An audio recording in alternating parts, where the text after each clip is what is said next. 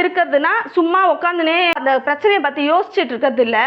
கர்த்தர் நமக்கு என்ன வச்சிருக்கிறார், அந்த பிரச்சனைக்கு எதிராக கர்த்தர் எனக்கு என்ன கொடுத்துருக்கிறாருன்றத வேத வசனங்களை எடுத்து வாசித்து, அது எந்த வசனம், உன் பிரச்சனை எப்படிப்பட்ட பிரச்சனையாக வேணாலும் இருக்கலாம், அந்த பிரச்சனைக்கு தீர்வு என்ன அப்படின்னு ஆவியானவரை கேட்டு தெரிந்து கொள்ளணும். இப்போ கர்த்தரிடத்தில் ப்ரேயர் பண்ணும்போது யோசபாத்துக்கு ஆவியானவர் என்ன பண்ணுறாரு, வார்த்தையை கொடுக்குறாரு. நீ சும்மா இரு, நான் பார்த்துக்கிறேன், இந்த யுத்தம் உன்னுடையதல்ல தேவனுடையதுன்னு சொல்றாரு இல்லையா. அப்போ சொல்லுவார், உனக்கு என்ன வசனம், உனக்கு என்ன பண்ணணும் அப்படின்னு சொல்லி கர்த்தர் அந்த இடத்துல சொல்லுவார். அந்த வசனத்தை எடுத்து நீங்கள் பேசும்பொழுது உங்கள் வாழ்க்கையின் பிரச்சனைகள் சமுத்திரத்தை போல ரெண்டாக பிளந்து ஓரமா நிற்கும். இப்போ மோசேக்கு பிறகு யோசுவா இஸ்ரவேல் ஜனங்களை அந்த பாலும் தேனும் ஓடுகிற தேசத்திற்கு நடத்தி கொண்டு போகிறார். மோசே வனாந்திரம் வரைக்கும் தான் இஸ்ரவேல் ஜனங்களை நடத்தி கொண்டு வருகிறார். அதன் பிறகு யார் கூட்டு போறது, யோசுவா தான் பாலும் தேனும் ஓடுகிற தேசத்துக்கு கூட்டு போகிறார். போற வழியில இருக்கிற தேசங்களை எல்லாம் இவர்கள் முறியடித்து கொண்டே போகிறார்கள். யோசுவாவின் காலத்துல அதிகமான யுத்தம் இருந்தது. ஒவ்வொரு தேசத்தையும் போய் கைப்பற்றும் போது அந்த தேசத்தை யுத்தம் பண்ணி கைப்பற்றி அதை பிடித்து அடுத்த தேசத்துக்கு போகிறார்கள். இப்படி ஒவ்வொரு தேசத்தையும் யுத்தம் பண்ணி தான் பிடிக்கிறாங்க. இப்போ நிறைய தேசங்களை கைப்பற்றி கொண்டே போறாங்க. எல்லா இடத்துலயும் கர்த்தர் இவர்களுக்கு வெற்றியை கொடுக்கிறார். இப்போ ஒரு பட்டணத்துக்கு போறாங்க. அந்த பட்டணம் பேரு ஆயி பட்டணம். அந்த பட்டணத்துக்கு போனா அவங்களுக்கு தோல்வி. அந்த இடத்துல ஏறக்குறைய 36 பேர்கிட்ட இறந்து போனாங்க. அப்படி இந்த ஆயி பட்டணத்து ஜனங்கள் இஸ்ரவேல் ஜனங்களை முறியடித்து அனுப்பினார்கள். இது ஏன் இந்த தோல்வி வந்தது அப்படின்னு சொல்லி யோசுவா ரொம்பவே துக்கித்து போய் கலங்கி போய் கர்த்தரிடத்துல முறையிடுறாரு. இந்த ஆயி பட்டணம்ன்றது ரொம்பவே சிறிய பட்டணம். இப்போ யோர்தான், எரிகோ போன்ற பெரிய பெரிய பட்டணங்களை எல்லாம் நாங்க ஈஸியா வீழ்த்திட்டோம். இந்த ஆயி பட்டணம்ன்றது ரொம்ப சின்ன பட்டணமா இருக்கே, இதையே எங்களால வீழ்த்த முடியல, இதுலயே நாங்க முறியடிந்து போகிறோம், இதுலயே எங்களுக்கு தோல்வி வந்தது அப்படின்னு சொல்லி யோசுவா ஒண்ணுமே புரியாம கர்த்தருக்கு முன்பாக கீழே விழுந்து புழுதியில விழுந்து கர்த்தரை நோக்கி பார்த்து அழுது கொண்டிருக்கிறான். இந்த தோல்வி ஏன் வந்தது அப்படின்னு ஜெபித்து கொண்டிருக்கிறான். அப்போ கர்த்தர் என்ன சொல்றாரு, இந்த ஜனத்தாரில் ஒரு சாபத்தீடான ஒரு பொருள் இருக்கு. நான் எதை செய்யக்கூடாதுன்னு நான் சொன்னனோ அதை இந்த ஜனங்கள் செஞ்சுட்டாங்க. அந்த சாபத்தீடான பொருள் தான் உன்னால இந்த சின்ன பட்டணத்தை மேற்கொள்ள முடியாம நீ முறிந்து போன, நீ உன்னால மேற்கொள்ள முடியாம தோல்வி அடைஞ்ச அப்படின்னு சொல்லி கர்த்தர் சொல்றாரு. யோசுவா ஒன்னும் புரியல, என்ன சொல்றீங்க ஆண்டவரே அப்படின்னு கேட்கும்போது, இதுக்கு முன்னாடி எரிகோவை பிடிக்க போறாங்க இல்லையா, அந்த இடத்துல கர்த்தர் என்ன சொல்றாரு, இந்த இடத்துல இருந்து எந்த பொருளையும் நீங்க எடுக்க வேண்டாம், இதெல்லாம் எனக்கு சாபத்தீடான பொருள் அப்படின்னு சொல்லி கர்த்தர் சொல்லும்போது, இந்த பொருளெல்லாம் நீங்க எடுக்கவே கூடாது, இதுல எதுவுமே நீங்க கை வைக்க கூடாதுன்னு சொல்லிட்டாரு. ஆனாலும் ஒருத்தர் என்ன பண்றான், அந்த சாபத்தீடான பொருள் அதுல இருக்கிற அழகை பார்த்து, ஒரு சால்வையும் ஒரு வெள்ளியையும் அதுல இருக்கிற அழகை பார்த்து அது ரொம்ப அழகா இருக்குன்னு சொல்லி பிடிச்சு போய் அதை எடுத்துட்டு அவனுடைய கூடாரத்துல மண்ணுக்குள்ள போட்டு புதைச்சு மூடி வச்சு ஒளிச்சு வச்சிருக்கிறான். இது அந்த ஜனங்க யாருக்குமே தெரியாது. இவன் செஞ்ச ஒரு தப்புனால இஸ்ரவேல் மக்கள் மொத்த பேருமே முறியடிக்கப்படுகிறார்கள். இது ஏன்னா கர்த்தர் சொல்லிட்டாரு, இது சாபத்தீடான பொருள், இது எனக்கு அருவருப்பான பொருள், இதுல நீங்க கை வைக்க கூடாதுன்னு சொல்லிட்டாரு. அவர் சொல்லியும் இவங்க கேட்காம அந்த பொருளை எடுத்துட்டு மறைச்சு வச்சதுனால அந்த இஸ்ரவேல் ஜனம் முழுவதுமே சாபத்திற்குள்ளாக ஆகிவிட்டார்கள். இதனால சின்ன பட்டணமான ஆயி பட்டணத்தை இவங்களால முறியடிக்க முடியாம திரும்ப ஓடி வருகிறார்கள். இப்போ கர்த்தர் என்ன சொல்றாரு, நீ இப்போ இந்த சாபத்தீடான பொருளை எடுத்து விலக்கி விட்டுட்டேன்னா அப்போ இந்த ஜனம் எனக்கு பரிசுத்த ஜனமா இருப்பார்கள், அப்படி இல்லைன்னா நான் உங்களை விட்டு போயிடுவேன் அப்படின்னு சொல்லி கர்த்தர் சொல்றாரு.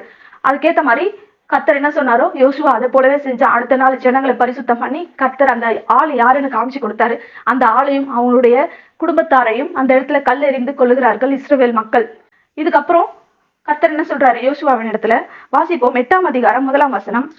அப்பொழுது கர்த்தர் மோசேயை நோக்கி, நீ பயப்படாமலும் கலங்காமலும் இரு, நீ யுத்த ஜனங்கள் யாவரையும் கூட்டிக் கொண்டு எழுந்து ஆயி பட்டணத்தின் மேல் போ. இதோ ஆயின் ராஜாவையும் அவன் ஜனத்தையும் அவன் பட்டணத்தையும் அவன் நாட்டையும் உன் கையில் ஒப்பு கொடுத்தேன். இப்போ அந்த சாபத்தீடான பொருளும் இல்லை, அந்த சாபத்தீடான பொருளை கொண்டு வந்த அந்த மனுஷனும் இல்லை, அவன் குடும்பத்தார் யாருமே இல்லை, எல்லாரையும் அழிச்சாச்சு. இப்போ கர்த்தர் அவருடைய கோபத்தை விட்டு நீங்கி அவர் இஸ்ரவேல் ஜனங்களின் மேல் மறுபடியும் அவருடைய ஆசீர்வாதத்தை பொழிகிறார்.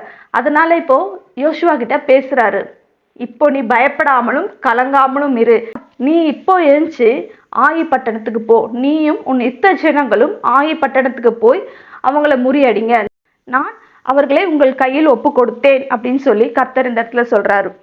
இப்போ யோசுவா என்ன பண்றாரு, 30,000 பேரை கூட்டிக் கொண்டு இப்போ புதுசா வேற பிளான் பண்றாங்க. ஏற்கனவே அவங்களால முறியடிக்கப்பட்டு ஓடி வந்தவர்கள் இப்போ மறுபடியும் அதே போல போய் ஏன் முறியடிக்கப்படணும், இப்போ கர்த்தர் அவங்களே நம்ம கையில ஒப்பு கொடுத்தேன்னு சொன்னாரு. சில பேரை 30,000 பேர்ல ஒரு பங்கு ஆளை வந்து பட்டணத்துக்கு மேற்புறமாக ஒளித்து வைக்கிறான். நீங்க இந்த இடத்துல ஒளிஞ்சு கொண்டு இருங்க அப்படின்னு பிளான் பண்றாங்க. பட்டணத்துக்கு மேற்புறமாக அவங்க நீங்க இருக்கிறது யாருக்குமே தெரியக்கூடாது, அப்படி ஒளிந்து கொண்டு இருங்கள். நாங்க மீதி பேரு பட்டணத்துக்கு முன்பாக பாளையம் இறங்கி வெயிட் பண்ணிட்டு இருப்போம். அப்ப அந்த ஜனங்க எங்க கூட யுத்தம் பண்றதுக்கு எங்களை நோக்கி ஓடி வருவாங்க. நாங்க அவங்களுக்கு பயந்து ஓடுறத போல ஓடுவோம். அப்போ நீங்க ஒளிஞ்சுக்கிட்டு இருக்க நீங்க பட்டணத்துக்குள்ள வந்து அந்த பட்டணத்தை தீ கொளுத்தி போடணும். இப்படி நாம் அந்த பட்டணத்தை கைப்பற்றுவோம் அப்படின்னு சொல்லி ஒரு பிளான் போடுறாங்க. பிளான் போட்டு அதே மாதிரி அந்த பிளானும் அந்த இடத்துல செயல்படுத்துறாங்க. ஒரு கூட்டம் பட்டணத்துக்கு மேற்புறமாக போய் ஒரு கூட்டம் பதிவிருக்கிறாங்க, அதாவது ஒளிந்து கொண்டு இருக்கிறார்கள். அந்த இடத்துல அவங்களுக்கு ஆயி பட்டணத்துல உள்ள யாருக்கும் அது தெரியாது. இந்த பக்கம் பட்டணத்து முன் பக்கம் வந்து அவர்கள் பாளையம் இறங்கி இருக்கிறார்கள், யோசுவாவும் மற்ற ஜனங்களும். இதை பார்த்து அந்த ஆயி பட்டணத்து ராஜா மறுபடியும் இந்த இஸ்ரவேல் ஜனங்க நம்ம கிட்ட யுத்தம் பண்ண வந்திருக்கிறாங்க, வாங்க அவங்கள முறியடிப்போம். இதுக்கு முன்னாடி எப்படி அவங்கள ஓட விட்டோமோ அதே போல இந்த தடவையும் அவங்கள அடிச்சு ஓட விடுவோம் வாங்க அப்படின்னு சொல்லி எல்லாரும் ஓடி வராங்க. ஒரு ஆண் மகன் கூட அந்த பட்டணத்துக்குள்ள இல்லை. எல்லாருமே இந்த ஜனங்களை துரத்துறதுல அவ்வளோ ஆர்வம், ஒருத்தவங்களை முறியடிச்சு அவங்கள விரட்டி அடிக்கிறதுல அவ்வளோ ஆர்வம் கொண்டு அவர்கள் அந்த பட்டணத்தை விட்டு வெளியே ஓடி வருகிறார்கள். வெளியே ஓடி வரும்போது இவங்க என்ன பண்றாங்க, இஸ்ரவேல் ஜனங்கள் அவங்க வந்து இவங்களுக்கு பயந்து ஓடுறத போல வேகமா ஓடிக்கிட்டே இருக்காங்க. இவங்க ஓட ஓட இவங்க துரத்திக்கிட்டே வராங்க. இப்படி பட்டணத்தை விட்டு ரொம்ப தூரம் ஓடி வராங்க. இந்த சமயத்துல கர்த்தர் என்ன சொல்றாரு, யோசுவா உன் கையில இருக்கிற ஈட்டிய ஆயி பட்டணத்துக்கு நேரா நீட்டு அப்படின்னு சொல்றாரு. யோசுவா கையில ஒரு ஈட்டி வச்சிருக்கிறான், அந்த ஈட்டிய பட்டணத்துக்கு நேரா நீட்டுன்னு சொல்றாரு. அப்போ உன்னுடைய கையில அந்த பட்டணத்தை நான் ஒப்பு கொடுப்பேன் அப்படின்னு சொல்லும் போது யோசுவா அந்த ஈட்டியை ஆயி பட்டணத்துக்கு நேராக நீட்டுகிறான். இப்போ பதிவிருந்த அந்த ஜனங்கள், இஸ்ரவேல் ஜனங்கள் அந்த பட்டணத்துக்கு மேல்புறமாக பதிவிருக்கிறாங்கல்ல, அவங்க எல்லாம் எழுந்து வந்து பட்டணத்தை பிடிக்கும்படியா தீ கொளுத்தி போடுறாங்க, எல்லாத்தையும் எரிச்சு விட்டுறாங்க.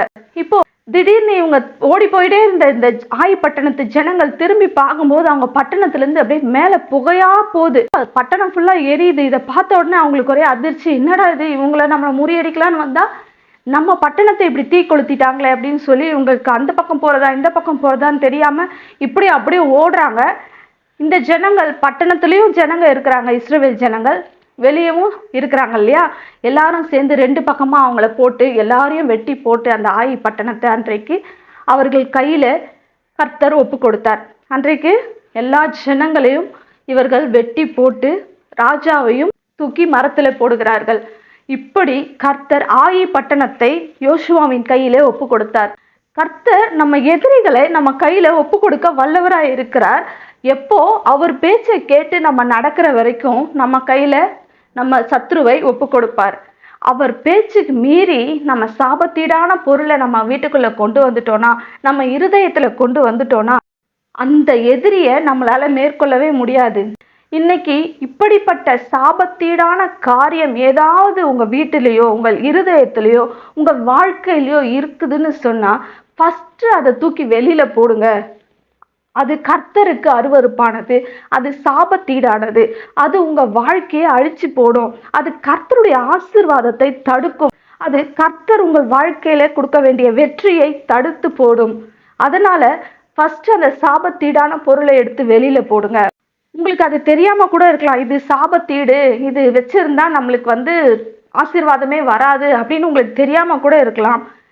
இப்போ நீங்க யோசிச்சு பாருங்க, நான் எதுக்காக என்னோட எதிரி முன்னாடி, என்னோட விரோதி முன்னாடி, என்னை பகைக்கிறவன் முன்னாடி நான் ஏன் இப்படி தலை குனிஞ்சு வெக்கப்பட்டு போறேன் அப்படின்னு நீங்க நினைச்சு பார்க்கும்போது உங்களுக்குள்ள கர்த்தர் வெளிப்படுத்துவார், இதோ உனக்குள்ள ஒரு சாபத்தீடான விஷயம் இருக்கு, இதை எடுத்து போடு.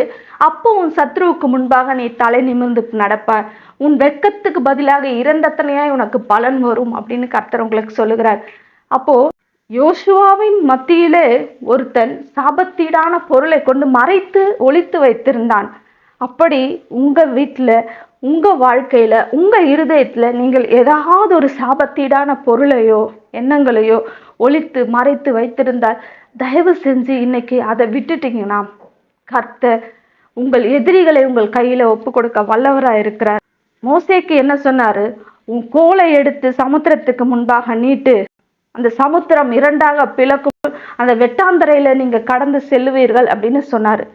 இப்போ யோசுவாக்கு என்ன சொல்றாரு, அந்த சாபத்தீடான பொருளை எடுத்து போடு, நீ இப்போ அந்த ஈட்டியை ஆயி பட்டணத்துக்கு நேராக நீட்டு, அவர்களை உன் கையில ஒப்பு கொடுப்பேன்னு சொல்றாரு.